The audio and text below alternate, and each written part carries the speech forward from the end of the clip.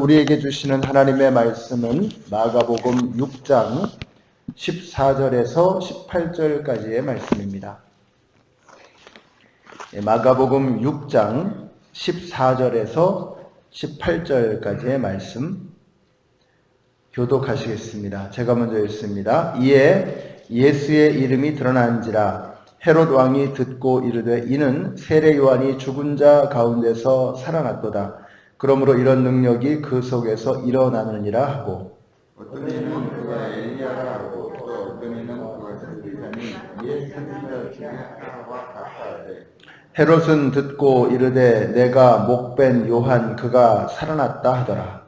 전에 헤롯의 저기가 동생 빌립의 아내 헤로디아에게 장가줌을 보러 이 여자를 위하여 사람을 보내어 요한을 잡아 옥에 가두었으니 함께 읽습니다. 이는 요한이 헤롯에게 말하되 동생의 아내를 취한 것이 옳지 않다 하였음이라.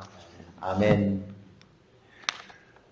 예수님의 사역이 얼마나 센세이셔널했던지 사람들은 그가 세례 요한의 환생이라고 생각을 했던 것입니다.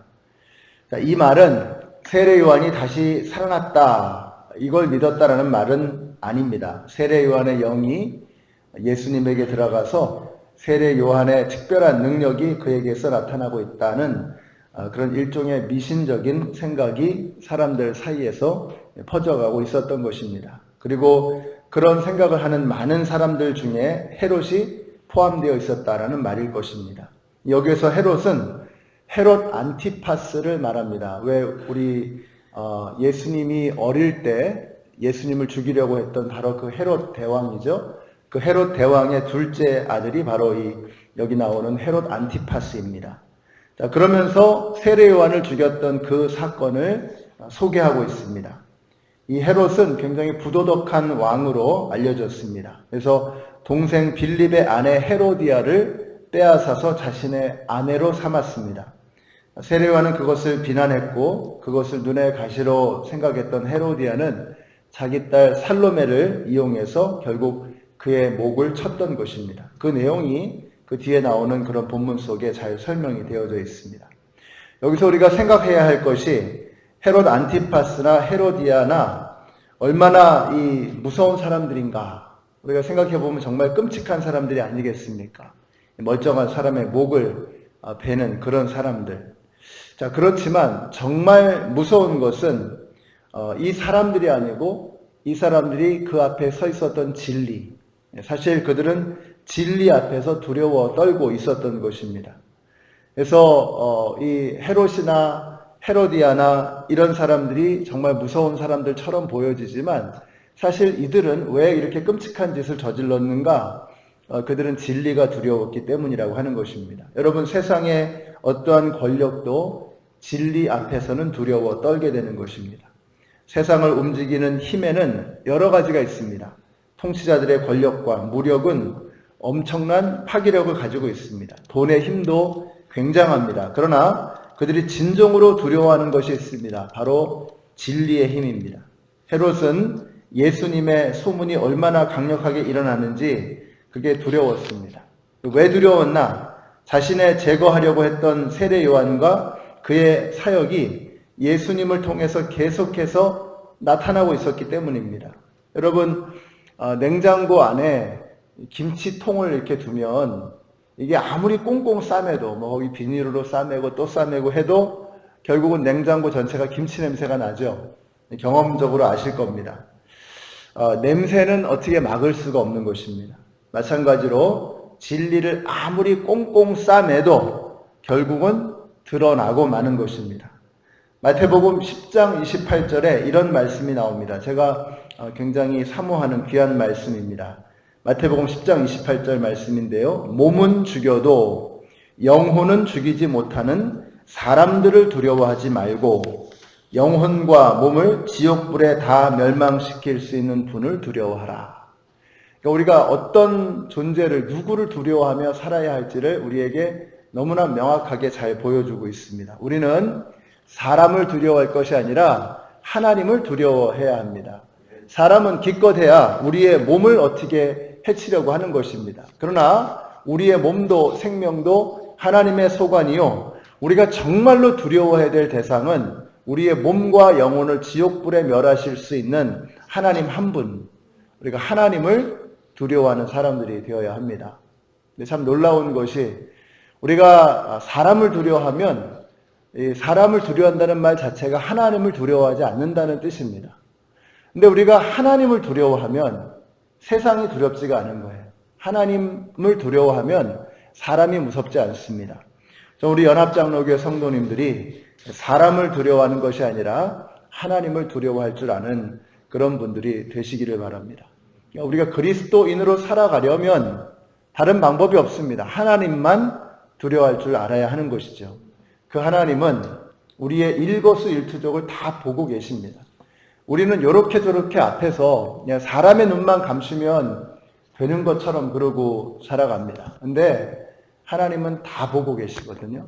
우리가 은밀한 중에 기도하는 그 기도의 소리도 듣고 계시고, 우리가 은밀한 중에 아무도 모르는 그런 것처럼 그런 어두운 곳에서 저지르고 있는 잘못도 하나님은 다 알고 계십니다. 그래서 저는 정말 중요한 게요, 이 정직이 최상의 방책이라는 말을 하잖아요. 정말 그런 것 같습니다. 우리가 올바르게 정직하게 바르게 살아가면 반드시 그 사람은 올바른 하나님의 놀라우신 인도하심과 축복 속에 살아가게 될 것입니다.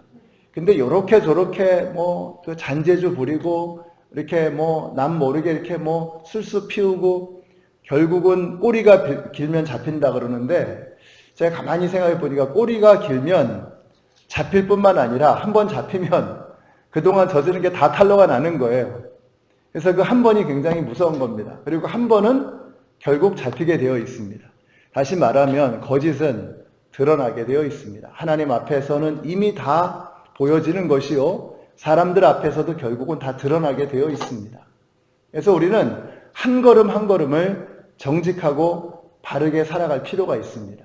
그래야지만 우리가 정말 그렇게 하나님만을 두려워하는 그런 삶을 살아갈 때 하나님께 인정받고 사람에게도 존중받는 그런 삶을 살아갈 수 있어요. 근데 사람이 무서워서 사람들 앞에서 요리조리 방법 피우고 술수 피우고 이렇게 하다 보면 결국은 잡히고 결국은 무너지게 되는 것입니다. 우리 연합장로교회 성도님들이 하나님 한 분만을 두려워하셔서 직장에서나 또 가정에서 자녀들에게나 교회에서나 정말 하나님 앞에 부끄러움이 없는 그런 삶을 살아가시는 우리 성도님들이 되시기를 바랍니다. 18절의 말씀을 보세요. 이는 요한이 헤롯에게 말하되 동생의 아내를 취한 것이 옳지 않다 하였습니다. 자, 세례 요한이 왜 투옥되었는가? 왜 그가 목배임을 당했는가? 자, 그러니까 예수님은 그를 여자가 낳은 자 중에 가장 위대하다라고 말씀하신 이유가 뭐냐면요, 바로 이런 겁니다. 요한이 헤롯에게 말하되 동생의 아내를 취한 것이 옳지 않다.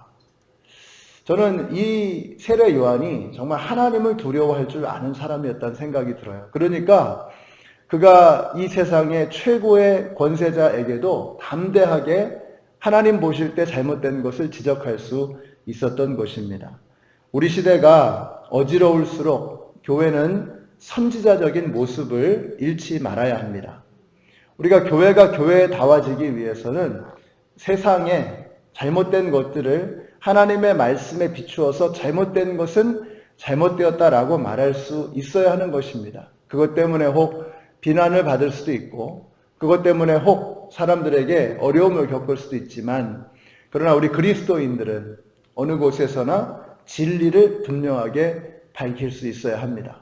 소금이 맛을 잃으면 버려지는 거죠. 빛이 광명을 잃어버리면 아무짝에 쓸모없는 것이 되어져 버리는 것입니다. 마찬가지로 우리 그리스도인들이 진리로 살아가는 이 삶을 우리가 잃어버린다면 세상에서 그리스도인들의 존재 가치는 어디에도 보여질 수가 없는 것입니다. 우리 연합장로교회 성도님들 오늘 하루를 살아가실 때 여러분이 여러분의 삶 속에서 진리를 드러내시기를 바랍니다. 오직 하나님 한 분만 두려워하시고 하나님을 두려워함으로 세상이 두렵지 않은, 그래서 어떤 권세자 앞에서도 어떤 무력 앞에서도 어떤 박해 앞에서도 그리스도인다운 향기와 그리스도인다운 능력을 나타내시는 우리 모두가 되시기를 바랍니다. 오늘 말씀을 마치겠습니다. 오늘 헤로디아를 보면 정말 악녀 중에 악녀입니다. 그녀는 빌립과 헤롯의 아내가 될 수 있었던 것으로 봐서 상당한 미모를 가졌던 것처럼 보여집니다. 그가 꾸민 계략을 보니까 머리도 굉장히 좋았던 것처럼 보여집니다. 그러나 그가 악한 자에게 사로잡혔기 때문에 인간 이하의 모습을 보여주고 있습니다. 세례 요한의 목을 치는 거예요. 인간 이하죠.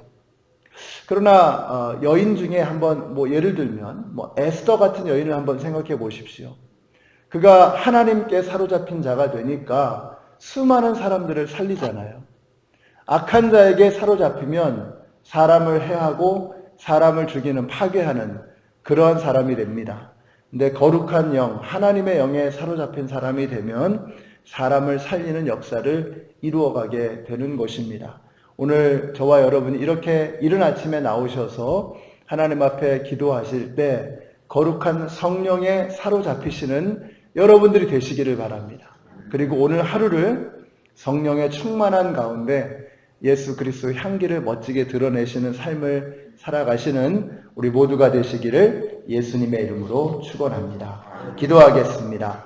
오늘 같이 기도하실 때 우리가 성령에 사로잡히게 하여 주시고 이 세상 속에서 오직 하나님 한 분만을 두려워하는 진리를 드러내는, 빛을 드러내는, 소금의 맛을 내는 성도가 되게 하여 주시옵소서. 위에서 기도해 주시고요. 우리 지난주에 보니까 우리 많은 성도님들이 우크라이나를 돕는 일에 동참하셨습니다. 너무 기쁘고 감사했습니다. 우리 교회가 정말 살점을 떼어내는 심정으로 우리 힘들어하는 지구편 반대편에 있는 우크라이나 백성들을 위해서 헌신하고 실질적인 구체적인 행동을 하고 뿐만 아니라 이렇게 함께 모여서 그들을 위해서 기도하는 그런 교회가 됐으면 참 좋겠습니다. 우리 한번 같이 합심해서 통성으로 기도하겠습니다. 사랑의 하나님, 이제 오늘 하루를 시작합니다. 오늘 3월 16일, 오늘 이 하루 주님과 함께 시작하였사오니 주님과 하루 온종일 동행하며 주님과 함께 하루를 멋지게 마칠 수 있는 주님의 백성들 다 되게 하여 주시옵소서. 우리가 항상 하나님과 함께 하고 있다는 것을 잊지 않게 하시고 사람이 보든 보지 않든 그곳에서 주님께서 우리를 지켜보고 계심을 알고 오직 하나님 한 분만을 붙들고 하나님 한 분만을 두려워하며 살아가는 성도의 삶이 이루어지게 하여 주시옵소서. 예수님의 이름으로 기도드렸습니다. 아멘. 하늘에 계신 우리 아버지여, 이름이 거룩히 여김을 받으시오며 나라의 마옵시며 뜻이 하늘에서 이룬 것 같이 땅에서도 이루어지이다.